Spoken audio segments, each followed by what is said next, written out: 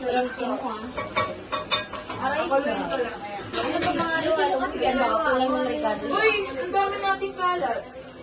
Oo nga eh. May mga plastic pa. May mga tira pang gulay. Ano ba itong mga to? Ano, tapos ka na ba dyan? Hindi pa, saglit na.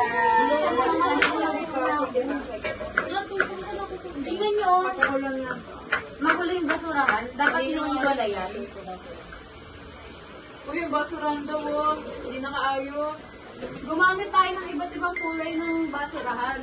Ito, tulad nito. Green sa nabubulok. Sa recyclable. At saka sa mga delikado.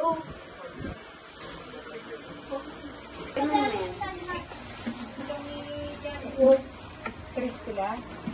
Tres sila?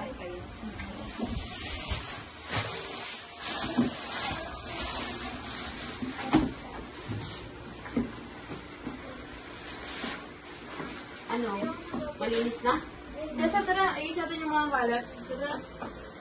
Ito yung mga pinagawahan. Dilid na yung gulay. Akin na yung mga bote na yun.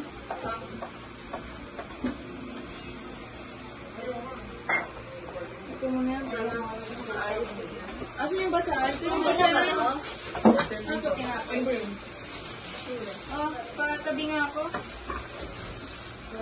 Basahan. Asan basahan? Ito basahan. Ayan, pwede rin Alis na natin to, gawin mga sir. compost ang mga natirang gulay. Gaya na ito. Ang galing natin ito.